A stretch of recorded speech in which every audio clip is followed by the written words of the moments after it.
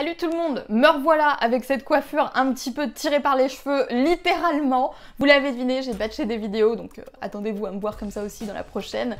Quoi qu'il en soit, aujourd'hui, on va parler d'un sujet un petit peu touchy, sont les personnes qui se désinscrivent de votre newsletter. On en parlait dans le podcast de lundi, l'emailing quotidien, c'est l'un des meilleurs trucs que j'ai pu mettre en place dans mon business, c'est celui qui m'a permis d'avoir le plus de résultats. D'ailleurs, si jamais ça vous intéresse, j'ai justement une formation qui s'appelle Royal Letter où je vous explique comment mettre en place votre système d'emailing quotidien et je vous donne aussi plein d'idées de contenu pertinent à envoyer à votre audience pour vendre naturellement.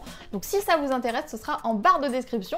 Mais aujourd'hui, on va parler un petit peu du sujet qui bloque quand on parle d'emailing quotidien. Peut-être que c'est votre cas, peut-être que c'est pour ça que vous ne vous lancez pas dans cette technique-là. C'est que en général, on n'ose pas se lancer dedans parce qu'on a peur de perdre des inscrits. On a peur qu'en envoyant plus d'emails, les gens se désinscrivent de notre liste et que du coup, on y perd plus qu'on y gagne. Je suis pas là pour vous mentir et je vais pas commencer aujourd'hui. Bien sûr, le fait d'envoyer des emails va vous faire perdre des inscrits. Peut-être que même à l'heure d'aujourd'hui, au moment où vous êtes en train d'envoyer des emails, même si c'est une fois par mois, une fois par semaine, vous réalisez qu'à chaque envoi d'email, vous perdez des inscrits et c'est normal. La question c'est, est-ce que ça vaut vraiment le coup de se priver de tous les bienfaits de l'emailing quotidien juste parce qu'on a peur d'avoir des désinscriptions et en sachant qu'elles sont inévitables? Je pense que non. Je pense vraiment que c'est une erreur de ne pas se lancer là-dedans en se disant mince, je vais perdre des inscrits parce que y a plein de raisons en fait et c'est ce que je vais vous expliquer dans cette vidéo. La vérité sur les personnes qui se désinscrivent de votre liste email, elle se découpe pour moi en 5 points que je vais vous présenter ici et des raisons en fait finalement pour lesquelles vous n'avez pas à avoir peur, en tout cas de ne pas prendre ce prétexte-là de j'ai peur de perdre des désinscriptions quand vous vous lancez dans l'emailing quotidien. Il faut vraiment pas que ce soit ça qui vous freine et vous allez comprendre pourquoi. Je vais vous donner 5 raisons pour lesquelles on s'en fout des gens qui se désinscrivent de votre liste. Déjà, la première chose sur ces gens-là, c'est que souvent ce sont des gens que vous ne connaissez pas. Moi, je regarde vraiment, genre je veux pas être voilà, une imbécile qui reste bloquée sur ses idées sans se baser sur de vraies données. Je regarde souvent les personnes qui se désinscrivent de ma liste parce qu'il y en a forcément, emailing quotidien oblige, et à chaque fois, ce sont des gens dont je n'ai jamais entendu parler en fait. Quand je regarde les adresses email de ces gens-là, je reconnais aucun mail client, aucun mail de personne qui m'a posté un commentaire ou ce genre de choses. Ce sont toujours des gens, je sais même pas d'où ils sont arrivés, mais en tout cas ils sont partis et ils sont partis aussi vite qu'ils sont arrivés parce que j'ai pas eu le temps de savoir qui ils étaient. Ce sont pas des gens importants, c'est ça que j'aimerais que vous compreniez. Les rares noms vraiment que j'ai réussi à repérer entre guillemets sont soit des gens qui me stalkaient parce que voilà, ce sont des gens du passé, etc.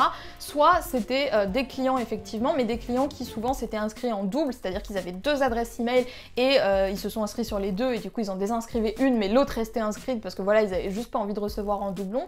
Mais c'est rarement, très rarement, en tout cas j'ai même pas le souvenir d'en avoir vu très sincèrement, de clients qui se sont désinscrits de ma liste. Souvent ce sont surtout des personnes que je ne connais pas ou des personnes qui sont là pas pour les bonnes raisons en fait. Et ça c'est mon point numéro 2, les gens qui se désinscrivent de votre liste, ce sont des gens qui ne sont pas là pour les bonnes raisons. Soit ils se sont inscrits pour vous stalker, pour vous espionner comme je le disais, soit parce qu'ils voulaient juste votre cadeau gratuit, soit ils se sont inscrits par hasard, ou alors c'est des gens qui étaient intéressés à un instant précis sur votre thématique mais qui sont pas intéressés sur le long terme. S'ils se désinscrivent, c'est juste qu'ils sont pas intéressés par votre contenu, c'est pas vous le problème en fait, c'est peut-être même la thématique tout entière. Je vous donne l'exemple de l'entrepreneuriat. Je sais qu'il y a des gens qui se sont désinscrits de ma liste parce que l'entrepreneuriat ça leur a parlé à un moment donné et à un autre moment donné ils se sont dit non finalement c'est pas pour moi, ils sont passés à autre chose. Quel est l'intérêt de garder ces gens-là dans votre liste? Je vous le demande. Ceux qui restent, ce sont ceux qui sont vraiment passionnés et c'est eux notre cœur de cible. Le troisième truc, c'est que c'est des gens qui à la base n'auraient sûrement jamais été intéressés par vos offres payantes. Soit ils ont pris un de vos produits et ils n'ont pas aimé votre style et c'est ok, hein, tout le monde n'est pas obligé d'apprécier ce que vous faites pour autant, soit ce sont des gens qui n'ont jamais prévu de vous acheter quoi que ce soit en fait. C'est un petit peu entre grosses guillemets des chasseurs de gratuit, c'est-à-dire qu'ils sont pas intéressés par ce que vous proposez, ils sont surtout intéressés par votre contenu gratuit. Mais ici aussi, voilà, bienveillant et généreux soit-on, il faut pas oublier que l'objectif d'une entreprise c'est d'avoir plus de clients, c'est d'avoir des clients. Les vraies personnes qui comptent pour vous, ce sont vos clients, ce sont eux que vous devez choyer, ce sont eux à qui vous devez dérouler le tapis rouge limite, et pas les personnes justement qui se désinscrivent et qui ne consomment que votre contenu gratuit. Et il se trouve que justement, en général, vos clients adorent recevoir vos emails tous les jours parce que c'est du contenu gratuit, qu'ils ont en plus du contenu payant parce que ce sont des gens qui croient assez en vous et en ce que vous pouvez leur apporter pour investir dans vos produits. Donc c'est pas négligeable non plus. Aussi, mon quatrième point, c'est que ces inscrits-là, ces désinscrits du coup, vous coûtez finalement beaucoup plus cher qu'ils ne vous rapporte. Parce que si on part du principe que ce sont des gens qui n'avaient pas prévu de vous acheter quoi que ce soit ou qui ne vous ont jamais rien acheté, alors vous dépensez de l'argent. Vous dépensez de l'argent dans votre autorépondeur. Parce qu'on le sait, un autorépondeur, le prix, il évolue et il évolue en fonction de la taille de votre liste. Plus votre liste, elle est grande et plus vous allez payer le prix fort parce que c'est voilà, en fonction du nombre d'inscrits que vous êtes facturé. Si vous payez un abonnement hors de prix pour des gens qui sont certes inscrits à votre liste mais qui finalement derrière ne réinvestissent pas ce que vous avez investi dans vos produits, c'est-à-dire qu'ils n'achètent pas vos produits, bah finalement vous perdez plus d'argent que vous en gagnez. Donc j'ai envie de dire bon vent à ces gens-là, non? Enfin, bien sûr, le problème avec ces gens-là, et on n'en prend pas forcément la mesure au début, c'est que ce sont des gens qui risquent de faire finir vos emails en spam ou dans l'onglet promotion.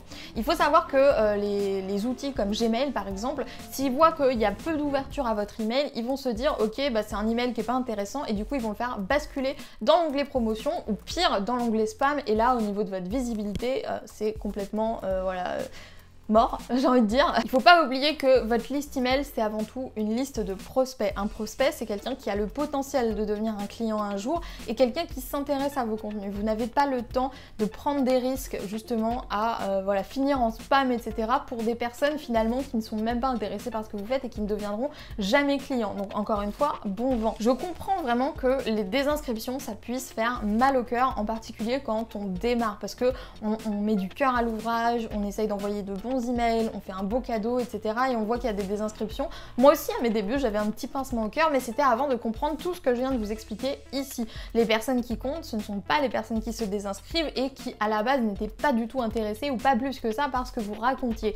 Les personnes qui comptent, ce sont vos clients, ce sont les personnes qui vous suivent, ce sont les personnes qui ont un intérêt pour vos emails au minimum. Donc ne perdez pas votre temps à vous inquiéter des désinscriptions et conservez ce temps et cette énergie précieuse à choyer vos meilleurs clients, à choyer vos meilleurs lecteurs, vos meilleurs inscrits. Comme je le disais, je trouve que c'est vraiment dommage pour le coup de tirer un trait sur l'emailing quotidien parce qu'on a peur des désinscriptions, parce que vous le voyez, finalement ces désinscriptions elles sont plus bénéfiques qu'autre chose parce que ça permet à la liste d'être de meilleure qualité et de se trier naturellement sans qu'on ait forcément à venir faire le tri nous-mêmes. Si votre liste de prospects elle augmente en qualité, forcément ça va augmenter votre taux de conversion, ça va améliorer vos résultats, et je pense, vu tous les bienfaits de l'emailing quotidien que je vous présentais dans le podcast de lundi, que ce serait très dommage de s'en priver juste à cause de ça. Si jamais vous ne savez pas comment vous y prendre pour mettre en place un système d'emailing efficace pour vendre par mail sans pour autant avoir l'impression de vendre, l'objectif ici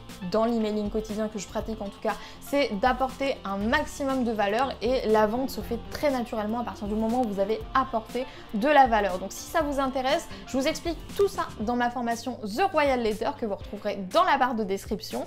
Et j'aimerais conclure par une dernière idée que j'aimerais vous partager ici, c'est que avoir une grande liste c'est bien, mais avoir une grande liste c'est aussi ce qu'on appelle de la vanity métrique. Ça sert à rien d'avoir une grande liste si derrière vous n'avez pas beaucoup de clients. Au contraire, et comme je le disais, ça va plus vous coûter d'argent qu'autre chose, donc détachez-vous de ces chiffres, concentrez-vous sur vos clients et non seulement vous allez vous épargner des cheveux blancs, mais en plus de ça, vous allez vous concentrer sur les personnes qui comptent vraiment, et je peux vous assurer qu'elles vous le rendront. Si cette vidéo vous a plu, n'hésitez pas à mettre un j'aime ou à me dire en commentaire ce que vous en avez pensé. Moi du coup je vais vous laisser là, je vous souhaite une super bonne journée et je vous dis à plus pour de nouvelles vidéos sur la chaîne de Wonder Weight Queen.